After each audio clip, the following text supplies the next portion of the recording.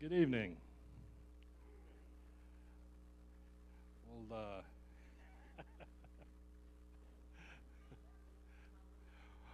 yeah, for some reason I see that and I'm thinking about the movie The Bridge on the River Kwai. I don't know if any of you've seen that. I'm waiting for the whistling as they go marching up the stairs.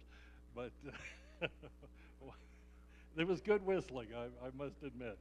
But while they are making their ways to their classes, let's go ahead and go to the Lord in prayer. Heavenly Father, we come before you in the name of Jesus, thanking you for the day that you have given to us and the opportunity to gather together and to share your word and to receive your word and to glorify your name. And we thank you. We thank you for this blessing. We thank you for all the blessings you've given us, for the love you've shown us, for the mercy and grace. And Lord, let our hearts, both in this class and in all the classes and all that's meeting tonight, let us be good ground to receive your word, and let it take root and bear fruit for your glory, that we might give you praise, and that others might give you praise and come to want to know this one that we serve called Jesus. And in this we give you all the praise and honor and glory. We bind every spirit that would try to interfere with anything that is done this evening in any of the classes that we are having tonight. And we give you the praise and honor and glory in Jesus' name. Amen. Okay. As some of you know, I am of a habit to name these various teachings. If I were going to name tonight, it would be Welcome to the Hotel Babylonia, okay? And so with that as a hint, you might get the idea that we're going to be in the book of Daniel, starting in the first chapter. Wasn't originally my plan to be in Daniel tonight, but I've had two changes of teachings, and it's like had one that I was going to go with on Monday, had another one I was going to go on Tuesday, and y'all wave when you get to Daniel 1 while I fill time. And then But last night, it's like, no, that neither of those two are going to work. So those are going to be keepers for another occasion. It's not enough to just to have a good word. The important thing is to have the right word. And so we're going to be talking about Daniel and his three Hebrew children friends tonight. And so as you're getting there, I'll just begin in the first chapter. It says, in the third year of the reign of Jehoiakim, king of Judah, came Nebuchadnezzar, king of Babylon, unto Jerusalem and besieged it. And the Lord gave Jehoiakim, king of Judah, into his hand with parts of the vessels of the house of God, which he carried into the land of Shinar to the house of his God. And he brought the vessels into the treasure house of his God. And the king spake unto Ashpenaz, the master of his eunuchs, that he should bring certain of the children of Israel and of the king's seed and of the princes.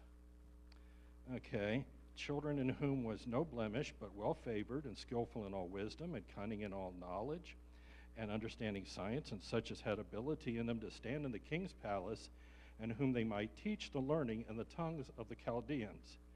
And the king appointed them a daily provision of the king's meat and of the wine which he drank, so nourishing them 3 years, that at the end thereof they might stand before the king. Now among these were of the children of Judah Daniel, Hananiah, Mishael, and Azariah, and unto whom the prince of the eunuchs gave names.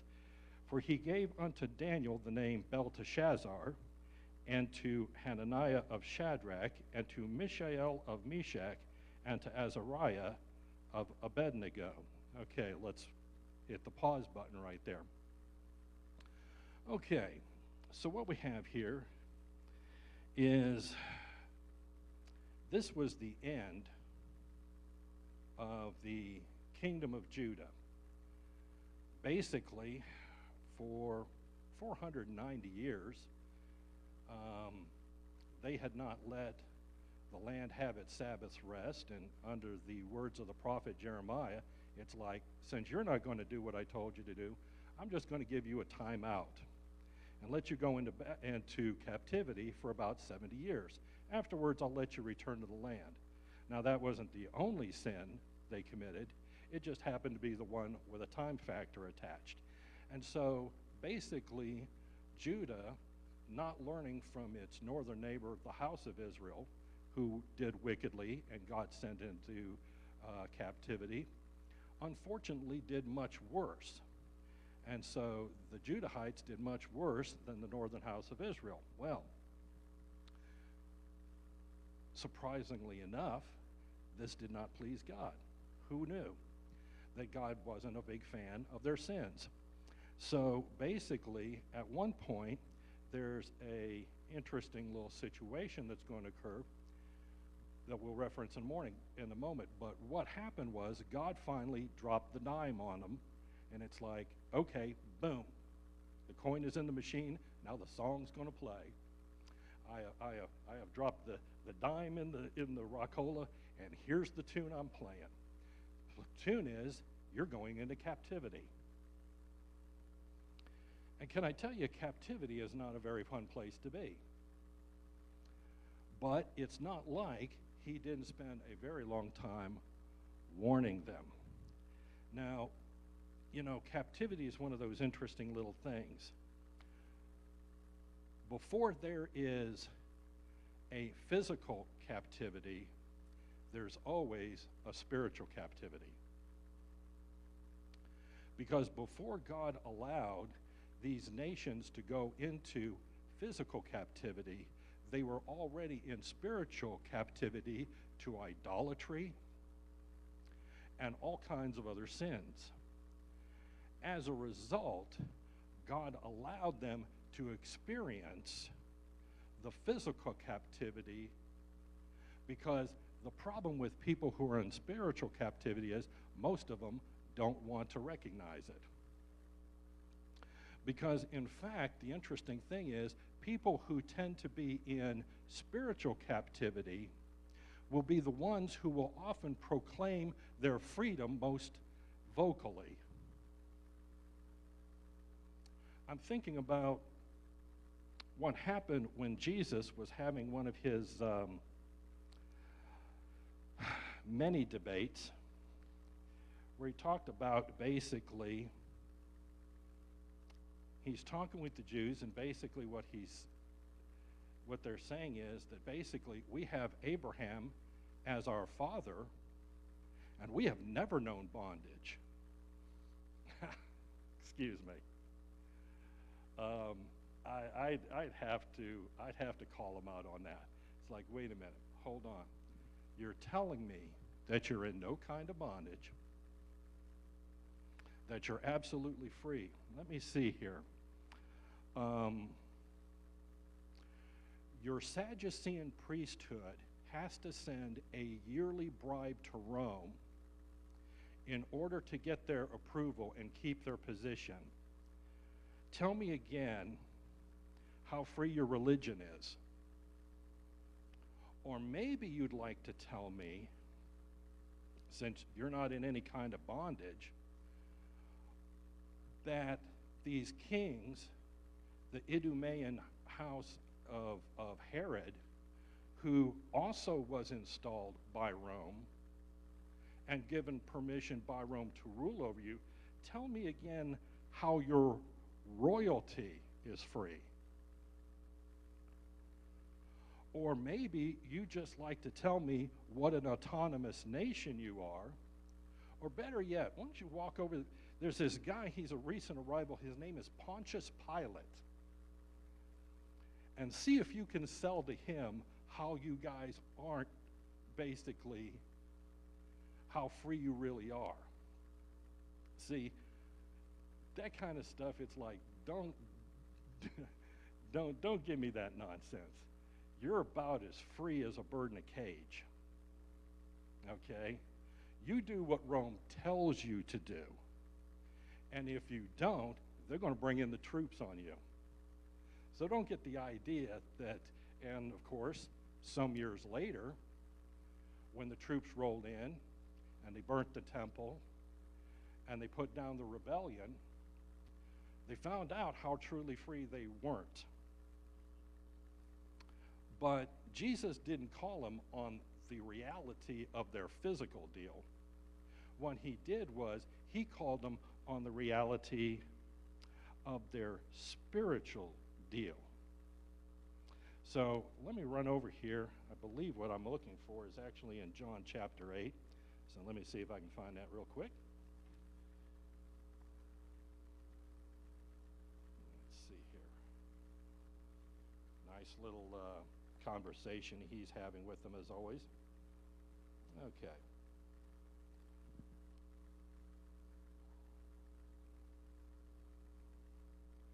John chapter 8. For those of you who are note takers, I would start somewhere around, let's start around verse 30. As he spake these words, many believed on him. Then said Jesus to the Jews which believed on him, if you continue in my word, then you are my disciples indeed, and you shall know the truth, and the truth shall make you free. They answered him, we be Abraham's seed, and were never in bondage to any man. How sayest thou, ye shall be made free? Jesus answered him, verily, verily, I say unto him, whosoever committeth sin is the servant of sin. And the servant abideth not in the house forever, but the Son abideth forever. If the Son therefore shall make you free, you shall be free indeed. I know that ye are Abraham's seed, but ye seek to kill me, because my word hath no place in you.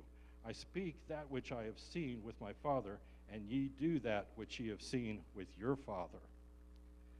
They answered and said unto him, Abraham is our father. Jesus said unto them, if you were Abraham's children, you would do the works of Abraham. But now you seek to kill me, a man that hath told you the truth, which I have heard of God. This did not Abraham. So Jesus pretty much puts them down there. The problem you have is the reason you're under this type of political captivity is because you're under a sin captivity. And just as the house of Israel went into physical captivity because they were in a sin captivity, so too does the house of Judah go into Babylonian captivity because they have a sin captivity. Now, I know that everybody likes to think they're free, but the truth of the matter is the spirit of Babylon still runs rampant. And in the days to come, the world is going to see a new type of Babylon come to the forefront, a mystery Babylon, and it's going to be very evident just how rampant that spirit is going to run. But right now, Daniel and his friends find themselves in literal Babylon. Now you got to understand what these young guys were. They're about in their mid-teens. They're about 15, 16 years old, these four dudes. And they are princes. Okay? They are princes in the royal house of Judah, which meant these guys were born to rule. These guys were born to perpetuate the royal line. These guys were called to be an authority. Okay? But all of a sudden, instead of being on top, you know, remember that movie, The Lion King, I Just Can't Wait to Be King? These guys are basically on the border thinking, one of these days, I'm large and in charge. And instead, you get carried off into captivity. This was not their plan. This was not their trajectory. This was not their life purpose. Instead, they find themselves in Babylon. They saw the army swoop through. They saw their troops defeated. They saw their families taken into captivity. And they were brought to captivity in Babylon. Now, here's the thing about captivity. You know, Daniel and his three buddies were righteous. They didn't do anything wrong. But you know the thing about this, there's a principle it rains on the just and the unjust alike. And along that same principle, what you find out is that the sins of others can have an adverse effect on you. Sometimes it's not too good to be too connected, especially to people that aren't doing too good. Because what happens is you get swept up in the fun.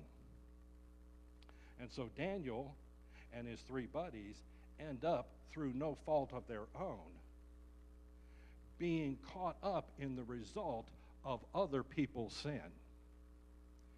You see, the same thing happened to Joseph. Joseph finds himself in captivity in Egypt, but not because of what he's done. The reason that Joseph is in captivity in Egypt is because of the sins of his father and the sins of his mother and the sins of his aunt and the sins of two concubines and a whole bunch of brothers who have spent decades lying to each other, hating on one another, resenting on one another, competing with one another, and generally doing dirt to each other. Until finally it reached a head, and they sold Joseph out, and he ends up first in Potiphar's house and then in a jail cell through no fault of his own. There's nothing like being on the receiving end of somebody else's dirt. Anybody else ever have something in their life happen, and it's like, this situation stinks, and it doesn't have anything to do with you? They're closing down where I work. It's not my fault. That idiot, I know nobody's ever worked for or with idiots, who suddenly tanked where you work. Or somebody in your family does something remarkably stupid, and you're left holding the bag. Nobody's ever had that happen. Or a classmate. Somebody in your class does something, and the whole class enjoys the benefits of it. Now, that never happens to any of us. So what happens? Daniel finds himself in Joseph's situation. He and his three buddies are there. But the problem is, this is going to mess with their entire life. So what happened to them? Everybody, the whole royal house goes into captivity. Okay, that much we get. But we're told something in verse 3. It says, "And the king spake unto Ashpenaz, the master of his eunuchs, that he should bring certain of the children of Israel and of the king's seed and of the princes." Hold on.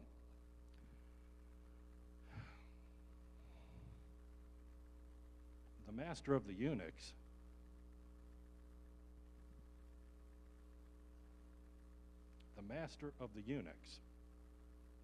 See, what does it mean to be in Babylon? See, to be in Babylon means to be in captivity. Now, they're being brought into captivity, but they're not being brought into captivity just in any state. This is a hotly debated topic online. I've had a lot of time reading about this. The question is, are Daniel and his three Hebrew children eunuchs or not? Daniel and his three Hebrew friends, are they eunuchs or aren't they? Now, see, there is a scripture back in Isaiah chapter 39.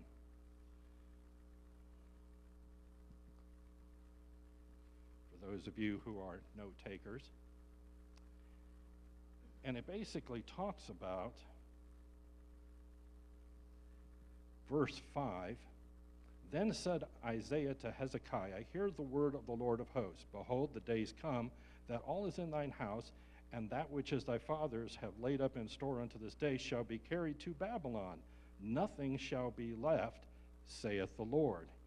And thy sons that shall issue from thee, which thou shalt beget, shall they take away, and they shall be eunuchs in the palace of the king of Babylon. Then said Hezekiah to Isaiah, Good is the word of the Lord which thou hast spoken. He said, Moreover, for there shall be peace and truth in my days." So God has promised that Hezekiah's descendants will be taken into captivity in Babylon along with the temple treasures. We've just seen that this is what happens. It says there, they're going to be made eunuchs. Now, I have to tread carefully here because not everybody understands what that means. What that means is that the Babylonians took care to take these 4 Hebrew children and to physically alter them in such a way as they were incapable of having intimate relations and reproducing. I think that's about as tactfully as I can say that. And I know a lot of people debate this, but I went looking. It's like, is there any, because it's amazing to me, and I will tell you, there are many people that are trying to get Daniel and his friends out of this particular situation. Mostly men, and I think there's a reason for that, because men have a fixation. Sorry. It's just the thing that men have. It's a mental thing. But sometimes you just got to read the book just like it reads. And I went looking. It's like, well, maybe there's a record of a wife. Maybe there's a record of descendants somewhere. So I'm looking. Nothing in the Bible. I'll check maybe in the books between the First and the New Testament and the Old Testament, the Apocryphal books, nothing there. Nothing in the Talmud. Nothing in the Jewish sources. Nada. No wives, no kids, no fooling.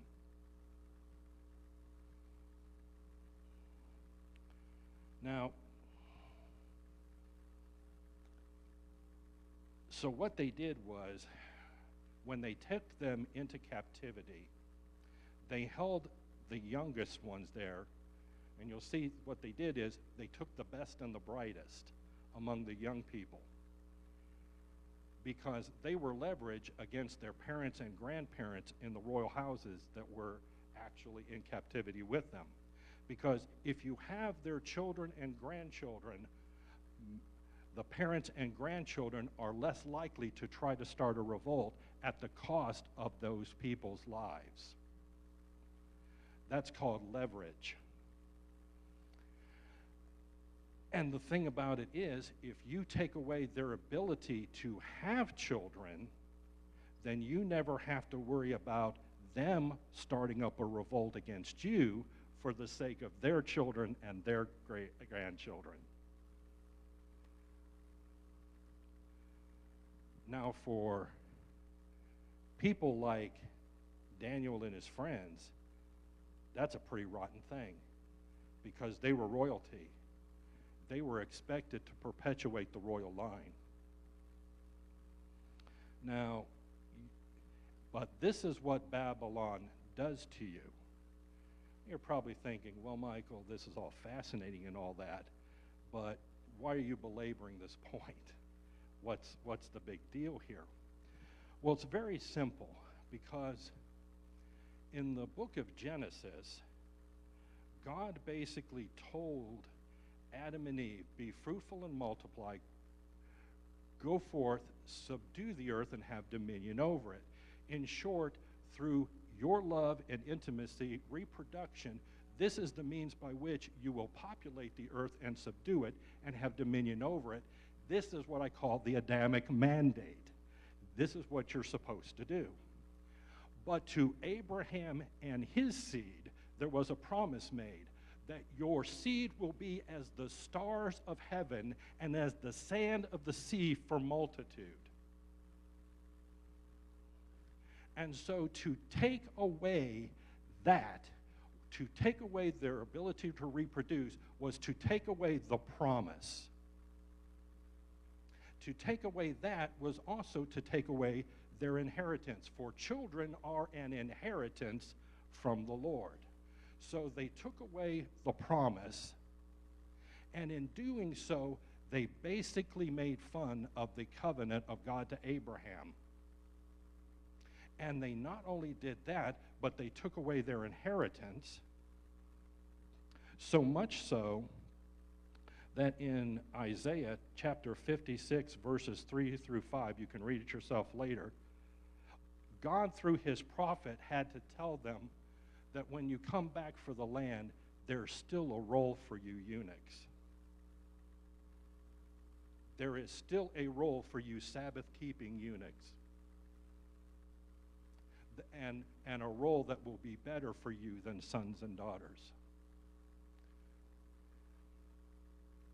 So what they did was they took away Daniel and his friends' inheritance, and by which what they were trying to do is make it clear, you will serve us now, and we will take your future.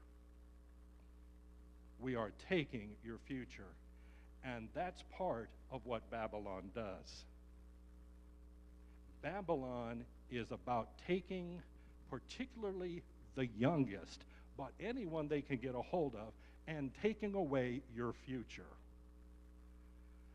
How did they do it? Well, they did it by making them eunuchs. So, what they did was, in making them eunuchs, they took away their future by taking away their sexual identities.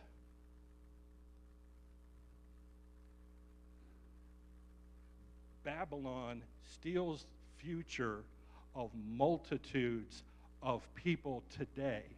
That spirit of Babylon is stealing the lives and the future and the inheritance of multitudes of men, women, and children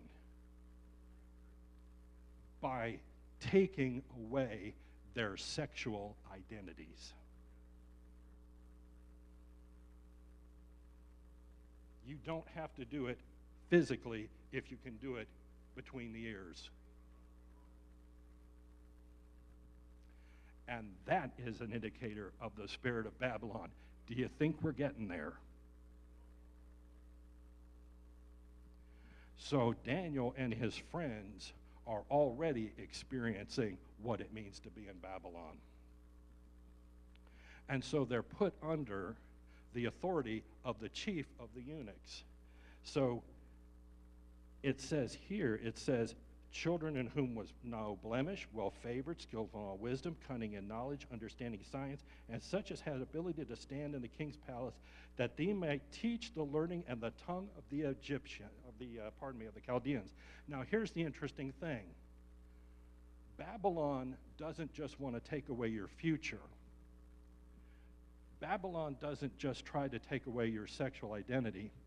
Babylon is interested in you understanding. See, all of these other things they learn in their home, but they want to teach them the learning and the tongue of the Chaldeans. You got to learn how to speak like we do. You need to learn how to think like we do. And they're going to take 3 years. What do you think they're making? What do you think that makes fun of? We're going to take 3 years of your life, and we're going to teach you how to think like us. And we're going to teach you how to speak like us.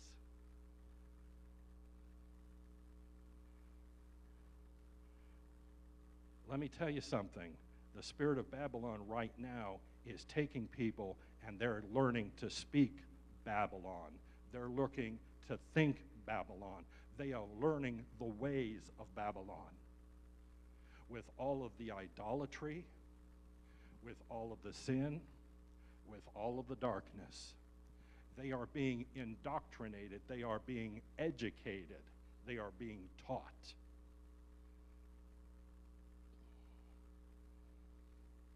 Have you ever noticed that it's almost like a mantra that goes up? It's almost like they're chanting these things. The truth of the matter is, it says then,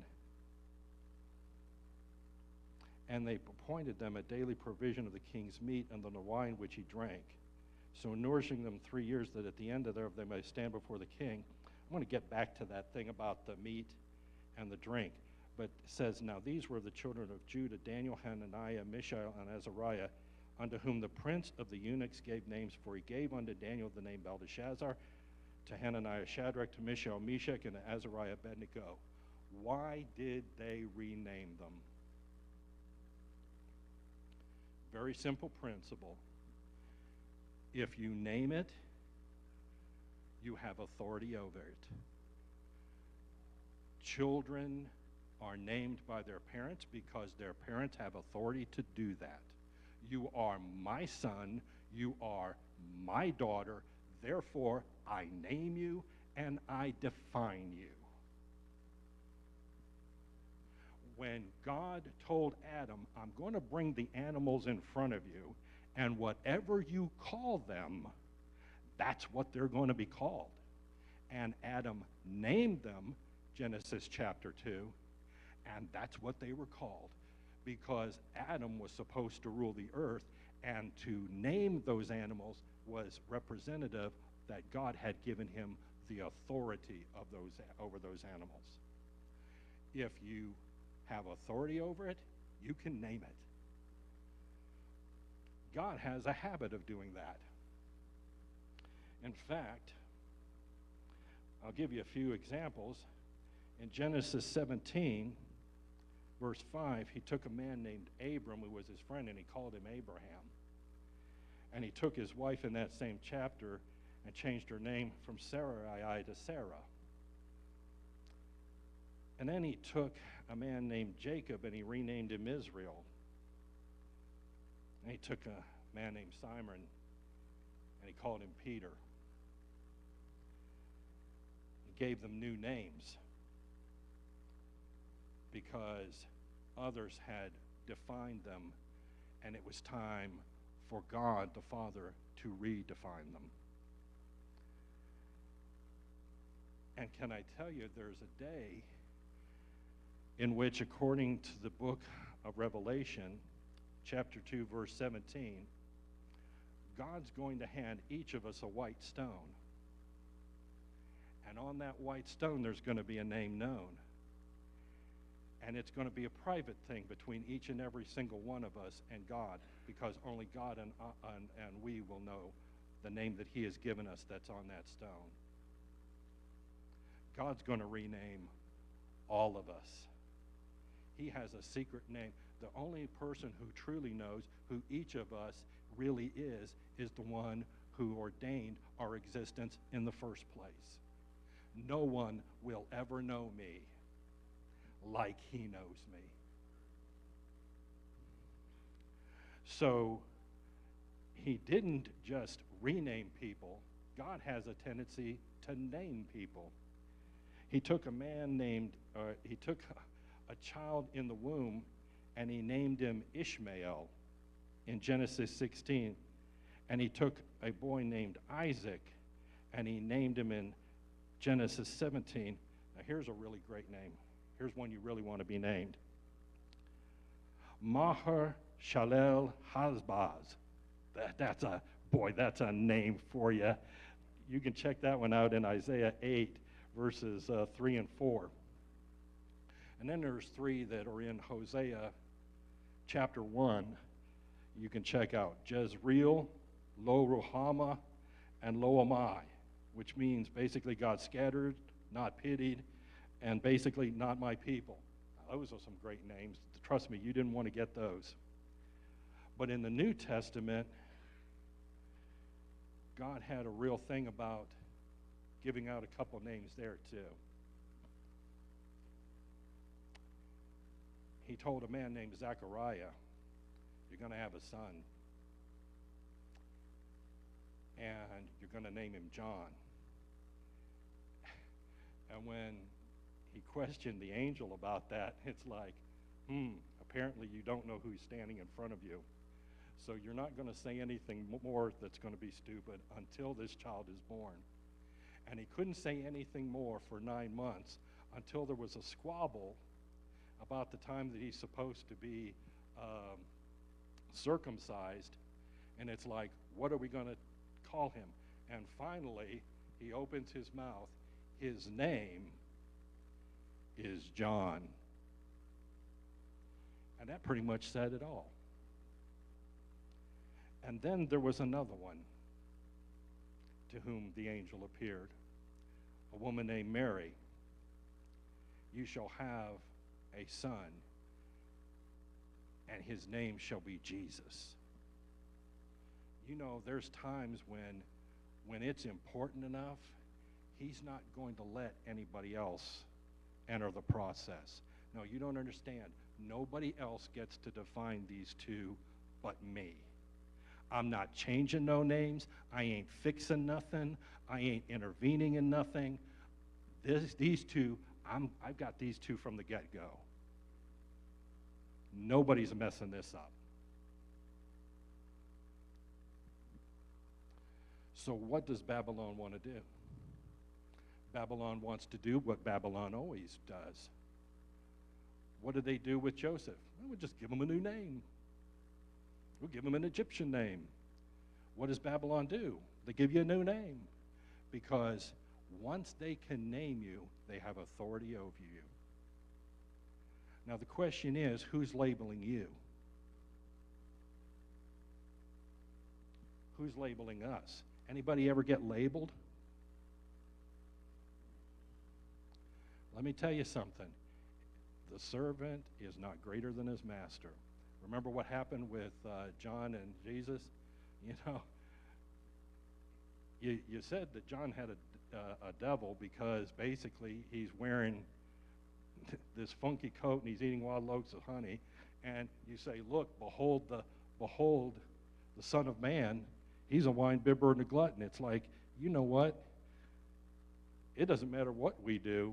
You ain't going to like it, and you're going to continue to try to label us. But wisdom is justified of all her children. You know what? Nobody knows me like God. Nobody defines me but God. Nobody labels me but God. I don't know about you, but I'm tired of being labeled. I'm tired of being labeled individually. I'm tired of being labeled by a group. I'm tired of being labeled. You know what? I don't need the world, the Babylonian spirit of this age, trying to tell me who I am. I already know who I am. I am who he called me to be. Before the foundations of the world were laid, he knew my name. He knew my days. They were numbered before I ever came out of my mother's womb. And his hand has been on my life and will be on my life and will define my life. And it will not be the hand of man. It will not be the mouth of man, but it will be the hand of God and the voice of God that will define me all the days of my life, from cradle to grave and even beyond the grave. Because I'm his. I'm not theirs, I'm his. They can't have me. They didn't pay the price for me, and I'm not going to be allowing them to define me.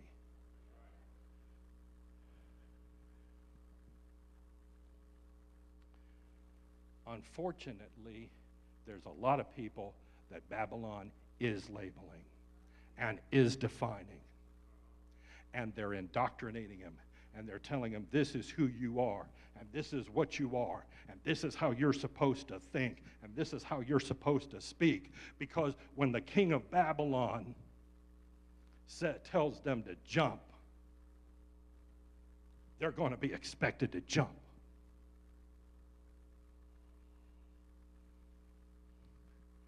And so what did they do? They gave them a portion of meat and drink from the king's table. That's interesting.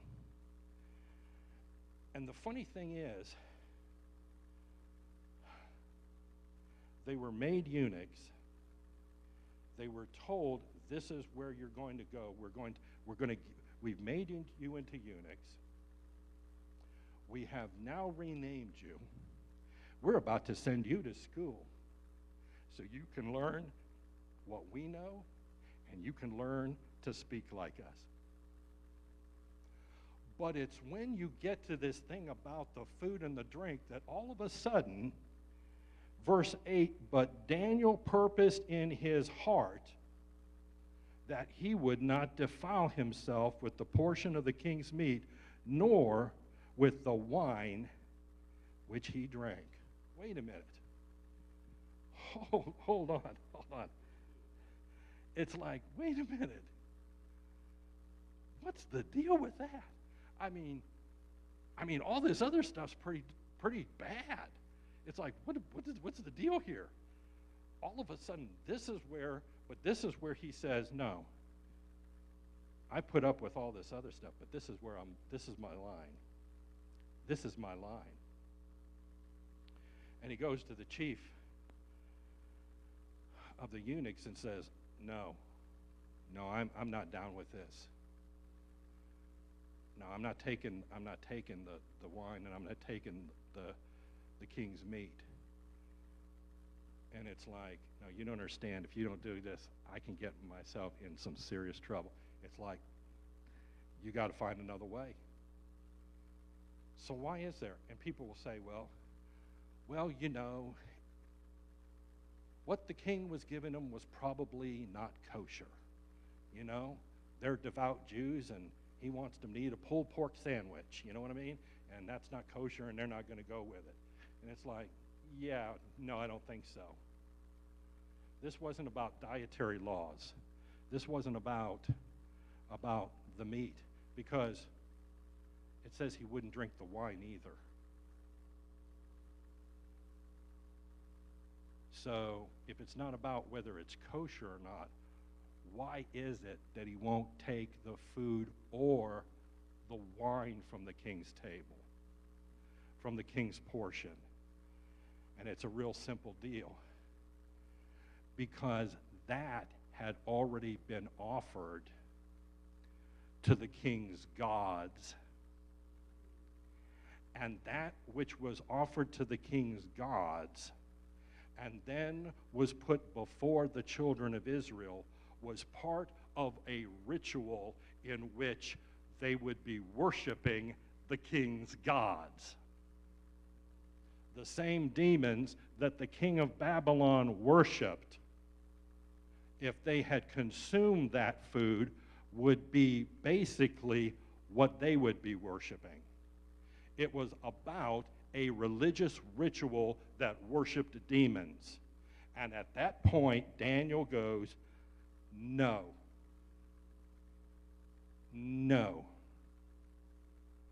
I will not defile myself by taking in that which glorifies devils. I will not take into my body that darkness. It's the same principle that shows up later when 3 Hebrew children say, no, we're not bowing before your lousy statue. There are lines that you just don't cross. And let me tell you something. You want me to worship that? I don't think so. In fact, I pretty much know so. It ain't going to happen. So what did they do? It's like, well, give us vegetables. Give us vegetables. Give us 10 days, give us fruit, give us vegetables, but not what comes off of his table. And in 10 days, if we look okay, and they did, they looked better than those who took from the king's table. Now, of course, we think to ourselves, well, yeah, okay, they didn't take the food. No, you don't understand. It's not about the food. It's about taking part in anything that becomes a ritual worshiping of the darkness of, of, of demonic darkness. The truth of the matter is, we've got a whole lot of people who don't even understand what they're being told to do, why they're being told to do it, they do stupid challenges because they've seen them on the internet, and they don't understand that the stupid challenges that they're being asked to do, to many times do raise money for charities, are actual rituals that are used by pagans in other nations as part of demon worship. And the devil really doesn't care whether you're ignorant or whether you're not. If you do the thing, you're giving him an invitation to meddle in your life. There are people, Satan doesn't care if you're ignorant. He's not looking to play fair. What he wants is an opportunity, and he's a legalist. And if you give him an opportunity by defiling yourself, he will take that opportunity. He doesn't play fair. And you can tell the amount of demonic opportunity that has been taken by the things that many people are doing. What does it say in, I'll give you a couple examples. Let's talk about cutting. Anybody ever know somebody who cut themselves? I mean, where's this? Listen, I don't remember that in the 70s. I don't remember that in the 80s. Who went around cutting themselves?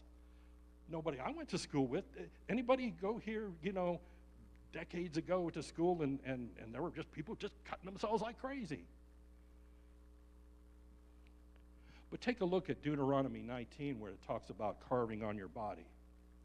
Or better yet, when you get to the point where basically Elijah is facing off with the priests of Baal and they ain't getting the results, and they all start basically cutting themselves as they're trying to get the demons to do something on their behalf.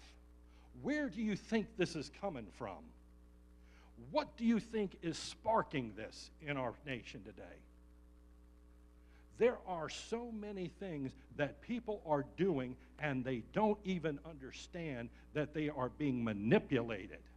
They are being manipulated by spirits to open themselves up to spirits, working in their lives, in their families' lives. And they don't even know how it happened. But the spirit of Babylon is still working today. But Daniel's going, I don't think so. Not me, not here, not now, not ever. And that's what his friends, Shadrach, Meshach, and Abednego, as the Babylonians called them. Isn't it interesting that they did such a good job of renaming them that that's what we call them today? We don't call them Mishael and Hananiah and Azariah. We still call them Shadrach, Meshach, and Abednego. Isn't it interesting that Babylon did that good a rename job on them? That in churches today, we still refer to them by their Babylonian names instead of by their Hebrew names? The only one we still basically call by his Hebrew name is Daniel. Isn't that interesting? So Daniel draws the line. And for a while, he's able to fly under the radar because they're keeping it on the down low. It's like, okay, he's not taking the king's meat, not taking the king's wine. But it's okay because they look good and nobody's the wiser. As long as the king doesn't know, not a problem. See, everything's good until you start drawing attention. But you see, what happens is Daniel and his three friends start becoming prominent.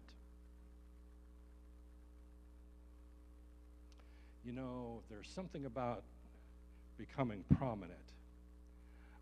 I remember when I read in the New Testament that Jesus' disciples started baptizing more people than John the Baptist. And Jesus stood back and he watched this. And he said,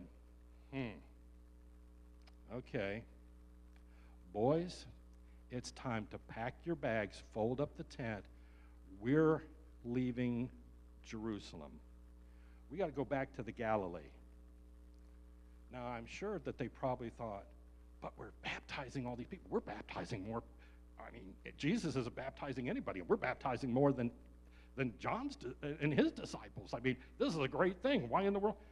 Because he understood that the bigger you get, the bigger a target you get to be. And it wasn't time yet. You know, part of the problem we have is we're so enamored of getting big that we don't need to understand you don't need to get too big too fast. Jesus understood that. Don't get too big too fast. Because God has timing in everything. You want to be ready for the battle before you have to fight the battle. And if you start getting too big too fast, you're going to have a battle that you're not ready to fight that's going to interfere with what God's actually wanting to do. You got to know when to fight, and you got to know where.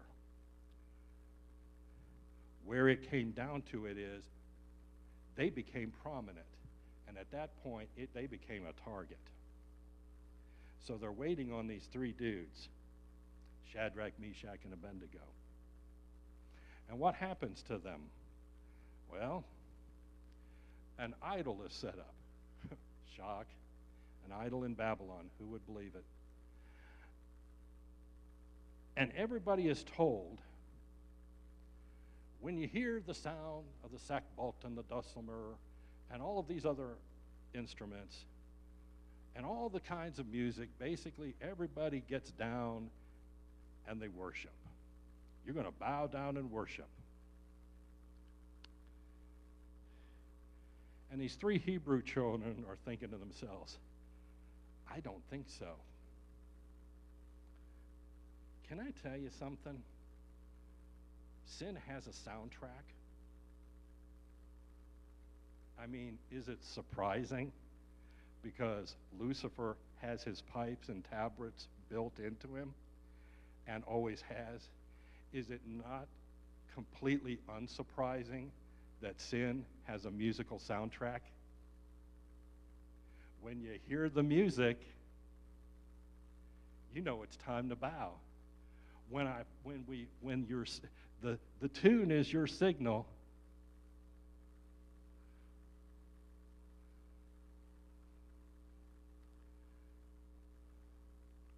how many people are playing the tunes now? We have people that are so,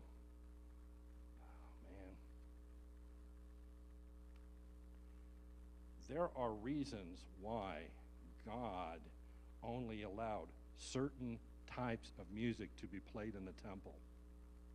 If you look at how they did this, and by the way, they weren't the only ones to do this. Egypt would not allow certain melodies to be played because they understood the ways that those melodies affected people. Let me ask you something.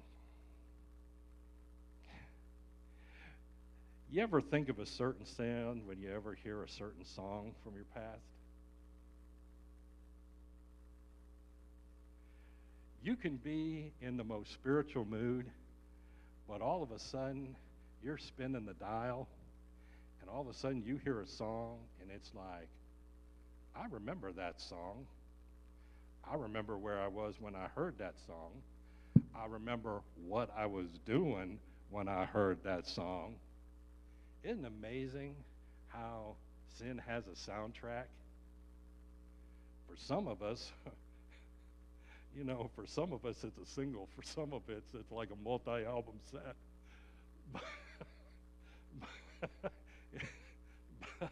But sin has a soundtrack. And so what happens is the music plays, and there's these three dudes. Now they're okay for a while. But you know what? It's kind of funny, because there are things that are so funny, you just got to read them. In chapter 3, verse 13, the Nebuchadnezzar in his rage and fury commanded to bring Shadrach, Meshach, and Abednego. Then he brought these men before the king. Nebuchadnezzar spake unto them, Is it true, O Shadrach, Meshach, and Abednego? Do not ye serve my gods, nor worship the golden image which I have set up? See, it's been flying under the radar that they ain't been eating the king's meat, and they haven't been drinking the king's wine. That's where it's dedicated to the king's demons. But anyway, okay. Now, if you be ready that at what time ye hear the sound of the cornet, flute, harp, sackbut, psaltery, and dulcimer, and all kinds of music, ye fall down to worship the image which I have made, well. But if you worship not, ye shall be cast the same hour in the midst of a burning fiery furnace. And who is that God that shall deliver you out of my hands? Don't you love Babylon's attitude? Now, boys, apparently the problem is, surely you see things our way.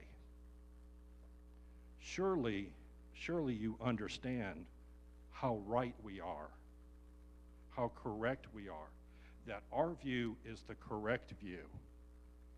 You probably are just ignorant of this. You just miss this. You don't understand how wrong you are. And if you just will acknowledge that we're right and that you're going to do like we do, it's going to go well for you. But if not, you're not going to be able to tweet anymore. We're going to take you off of Facebook. We'll be outside demonstrating in front of your house. We'll be nagging you night and day.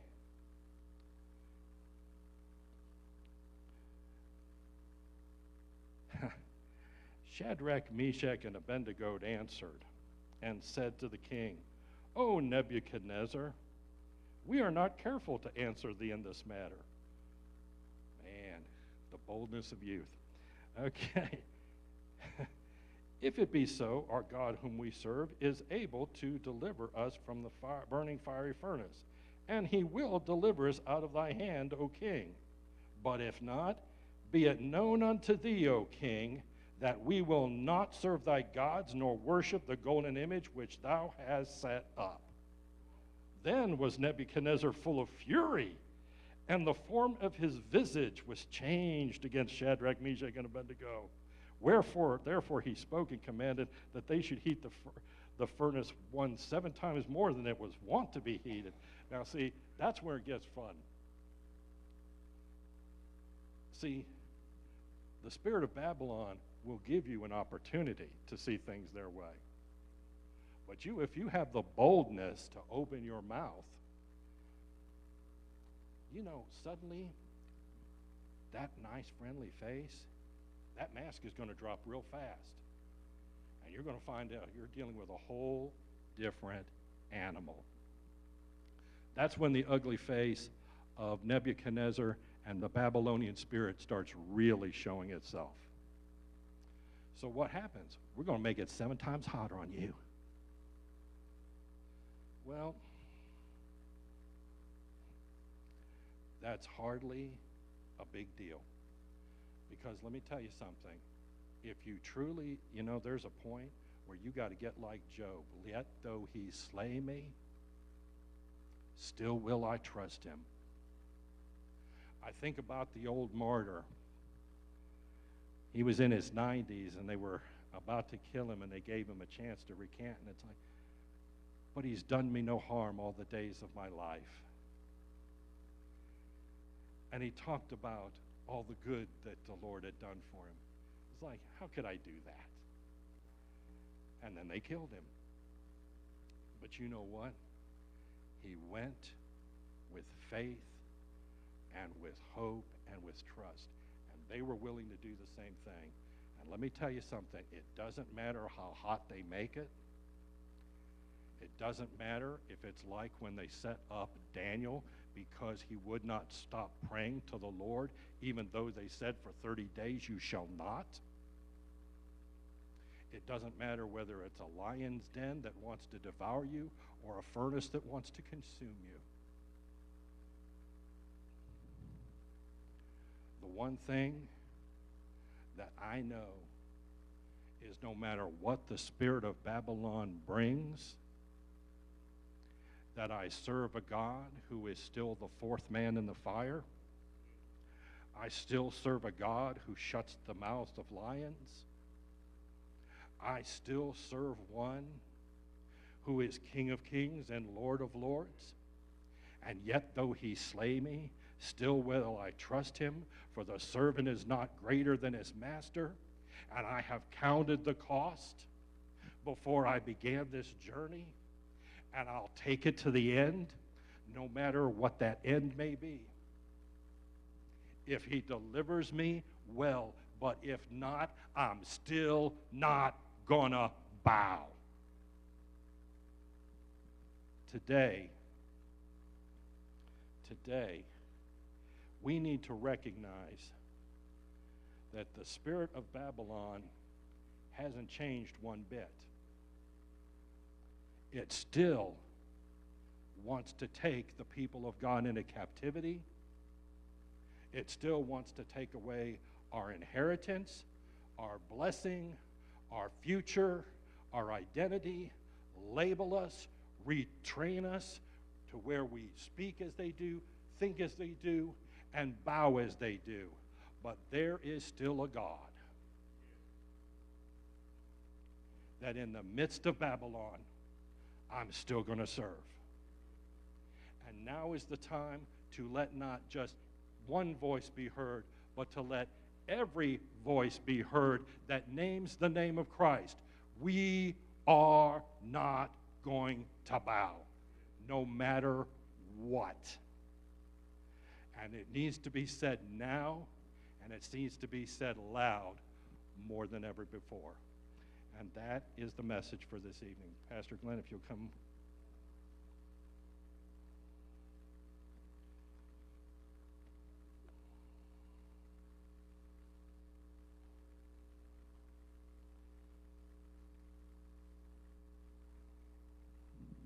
That was awesome. Can I get a witness someplace?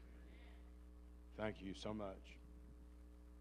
I always love Michael teaches. I have notes to study on, and he's helping me grow in my faith, and he's helping all of us grow in our faith. Amen? He had no idea what the Lord gave me today. I don't usually know on Wednesdays what I'm going to preach on Sunday, but today it was just drilled into me. Romans 12, be transformed by the renewing of your mind. It's never been more urgent and incumbent upon God's people not to march to the sound of that drum, but to hear a different voice and to be trained and to think as Jesus thought. You know, the Bible says we have the mind of Christ. How many believe the Bible? Well, then why don't we act like it? Just saying.